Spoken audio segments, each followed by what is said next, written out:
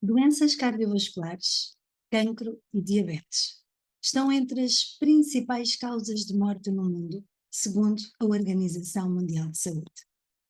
O que a maioria das pessoas não sabe é que existem compostos associados à alimentação que estão diretamente relacionados com estas patologias e que até as promovem. É verdade. Cada um de nós cria a sua própria saúde e fabrica a sua própria doença. Se somos aquilo que comemos, a forma como vivemos e o modo como pensamos, então é fundamental prestarmos atenção aos tijolos com que estamos a construir a saúde ou a doença do nosso próprio corpo, não é verdade? E sem dúvida, a alimentação é um dos aspectos a que nós devemos prestar atenção em todo este processo.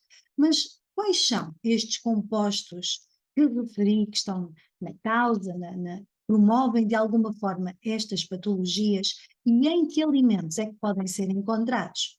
São muitos, mas para não tornar este vídeo muito extenso, muito longo, vamos abordar apenas dois. E o primeiro é a acroleína. Já ouviste falar? A acroleína é um aldeído insaturado, um composto químico orgânico, e é na realidade uma substância altamente reativa e tóxica, que encontramos no ambiente à nossa volta, no fumo do tabaco, nos gases dos escapes dos automóveis e até nos incêndios.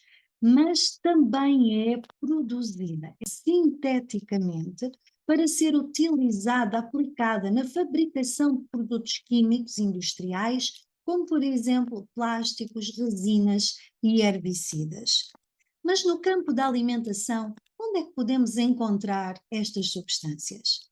Em primeiro lugar, é importante percebermos que a acroleína se forma na presença de altas temperaturas. Por isso é natural que a encontremos em alimentos que são preparados exatamente na presença de temperaturas elevadas, como por exemplo os alimentos fritos. Sim, ela é produzida quando os óleos e gorduras utilizados são aquecidos a temperaturas elevadas, ou seja, acima de 160 graus. Mas atenção, a sua quantidade aumenta muito mais em temperaturas que excedem os 160 graus, ou seja, quanto mais alta for a temperatura, mais quantidade haverá de acroleína. E principalmente quando os óleos atingem o ponto de ebulição, ou como dizem os brasileiros, o ponto de fumaça. Mas o que é o ponto de ebulição? Basicamente, podemos dizer que é aquela temperatura em que um óleo ou gordura liberta componentes voláteis que se tornam visíveis através de um fumo azulado. Então, quando um óleo começa a fumegar, ele está no seu ponto de ebulição. E é importante entendermos que quando os óleos ou gorduras são aquecidos a altas temperaturas, acontecem ali uma série de reações químicas, como por exemplo a oxidação dos ácidos graxos, que estão presentes naturalmente nos óleos, que leva à formação de produtos de degradação, entre os quais estão exatamente a acroleína. Mas não é só nos próprios óleos que nós encontramos a acroleína. É importante termos em consideração que ela também está presente nos vapores que são liberados durante o processo da fritura, porque este processo leva à evaporação dos componentes voláteis, entre os quais está exatamente a acroleína. Mas o cozimento dos alimentos em temperaturas muito elevadas, como por exemplo através da fritura, produz também outros compostos tóxicos além da própria acroleína. Um dos exemplos é a acrilamida, que é exatamente o segundo composto sobre o qual te quero falar hoje. O que é a acrilamida? É uma amida, uma substância química orgânica que se forma durante os processos de aquecimento dos alimentos. Voltamos a falar sobre a questão da temperatura, mas aqui neste caso é mais significativo quando os alimentos contêm açúcares e aminoácidos, que são aqueles pequenos blocos que formam as próprias proteínas.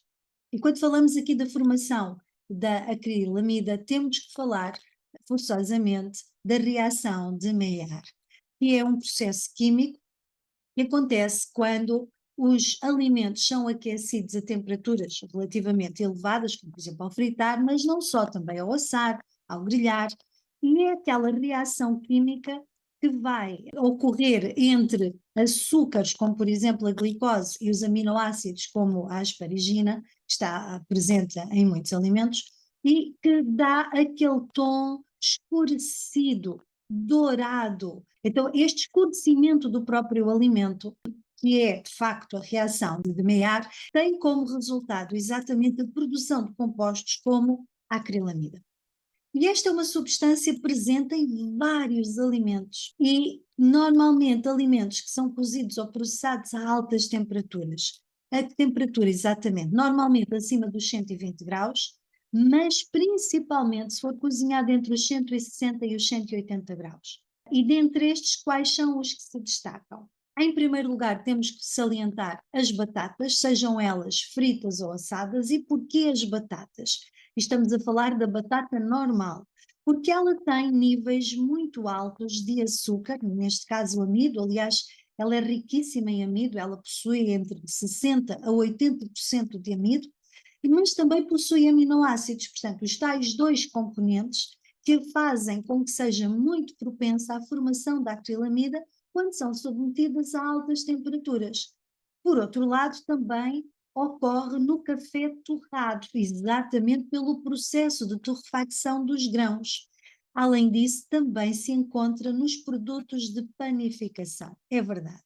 Quando pensamos, por exemplo, que muitos dos bolos e pães são confeccionados em temperaturas que ultrapassam os 180, 190, 200 graus, conseguimos perceber porque é que, de facto, são alimentos, e ainda por cima, alimentos que possuem imensos açúcares, não é? Portanto, conseguimos perceber porque é que nestes alimentos se produz com facilidade a acrilamida. E podemos incluir aqui os bolachas, os pães, os bolos, normalmente todos aqueles alimentos que contenham açúcares e aminoácidos. E por fim, a própria carne, a carne grelhada. Durante muito tempo havia aquela ideia de que grelhar os alimentos era a forma mais saudável de os consumir. Hoje percebemos que não é assim, especialmente na carne vermelha. A carne, quando é grelhada, e para isso é submetida a altas temperaturas, pode produzir a acrilamida. Mas, na verdade, quais são os efeitos destas substâncias no corpo? Quando falamos da acroleína, estamos a falar de uma substância altamente tóxica para o organismo humano, que pode impactá-lo de várias formas. No que toca, por exemplo, ao sistema respiratório, a inalação da acroleína pode causar irritação das vias aéreas superiores, ou seja, nariz, cavidades nasais, faringe e laringe, e pode produzir também tosse e dificuldades respiratórias. Mas se a exposição for crónica, pode levar até mesmo a danos nos pulmões, resultando em doenças respiratórias crónicas, como a doença pulmonar obstrutiva crónica. Além disso, a exposição aos vapores de acroleína pode também causar irritação ocular e, em casos mais graves, até danos na córnea. Por outro lado, altas concentrações de acroleína podem afetar o sistema nervoso central, causando sintomas como tonturas, dor de cabeça e náuseas, e até mesmo danos no DNA, originando mutações genéticas e, com isto, aumentando o risco de cancro. Mas falando de cancro, recordamos-nos das 3 doenças que inicialmente dissemos que estavam entre as principais causas de morte segundo a OMS. Como é que estas substâncias se relacionam com estas patologias? Falamos primeiro sobre as doenças cardiovasculares. E neste campo, a exposição à acroleína, seja por inalação dos vapores ou por ingestão dos alimentos que a contenham, devido aos tais processos de cozimento inadequados, ela pode originar inflamação e stress oxidativo, que são fatores de risco para doenças cardíacas, como a aterosclerose, que basicamente consiste na formação de placas de gordura ou de ateroma nas paredes das artérias e na própria hipertensão arterial.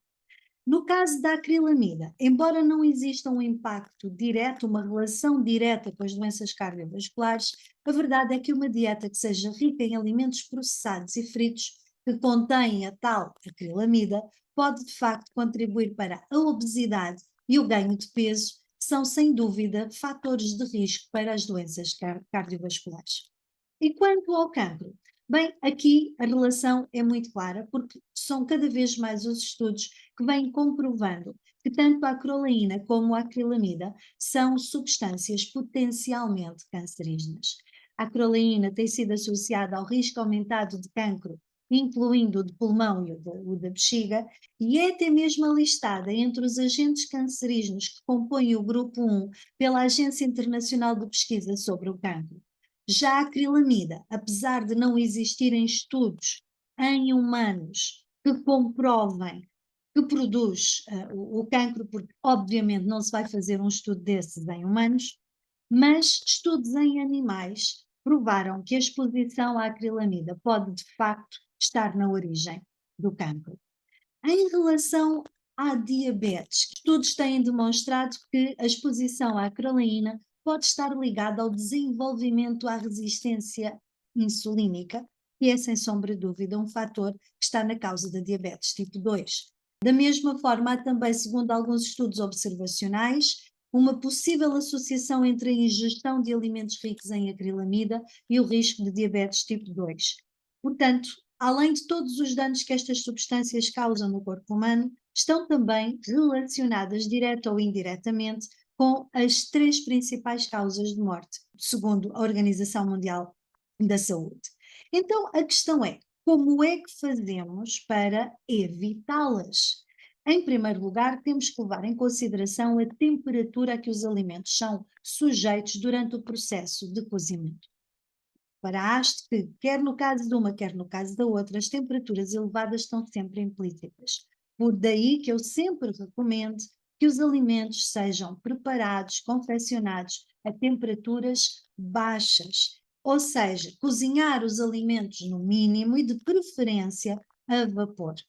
E mesmo estando a ser cozinhados numa temperatura baixa, evitar ao máximo queimar ou dourar excessivamente os alimentos e, claro, de preferência, evitar as frituras.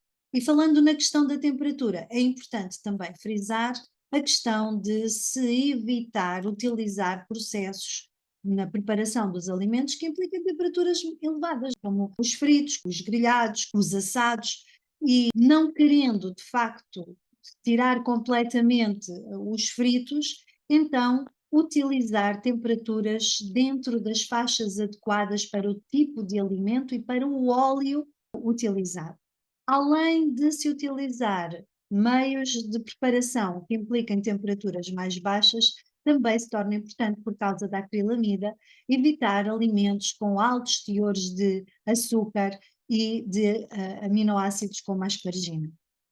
Um outro aspecto muito importante para evitar estas substâncias é escolher óleos adequados no momento de confeccionar os alimentos. E isto porquê? Porque nem todos os óleos são estáveis a altas temperaturas.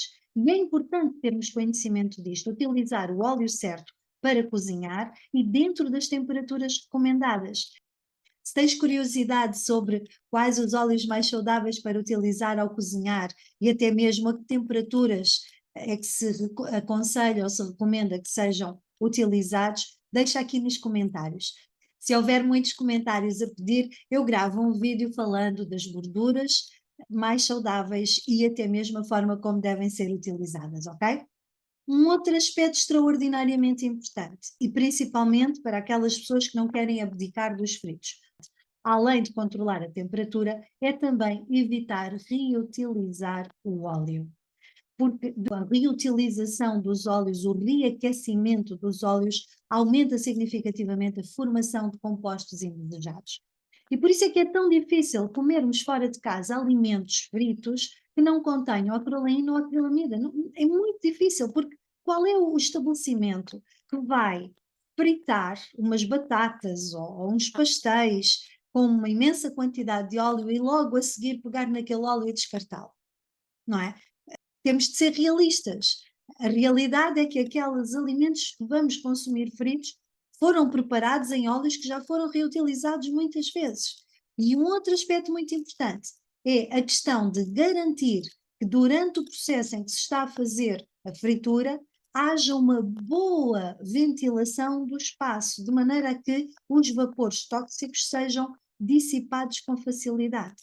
Mas, sem sombra de dúvida, o melhor conselho é mesmo evitar os fritos e até mesmo adotar um estilo de vida saudável, com uma dieta equilibrada, com muita atividade física, com uma ingestão de água de qualidade e todas aquelas técnicas que são defendidas há tantos anos no contexto da naturopatia. Desta forma, não só vamos prevenir estas doenças, mas acima de tudo, vamos manter um terreno interno equilibrado, saudável e muito mais qualidade de vida e uma saúde muito melhor. Eu sou Filomena Cardoso, foi um prazer estar aqui contigo. Espero que tenhas gostado desta informação. Deixa, por favor, nos comentários se de facto tens estes cuidados quando estás a fazer a preparação dos alimentos e até mesmo se desejas que eu prepare um vídeo sobre o tipo de gorduras mais saudáveis e a forma como devem ser utilizadas. E se gostaste do vídeo, dá o teu like, partilha-o para que chegue a mais pessoas e subscreve o canal, aciona as notificações para que venhas a receber também os novos vídeos a serem publicados. E espero voltar a ter-te aqui comigo em breve.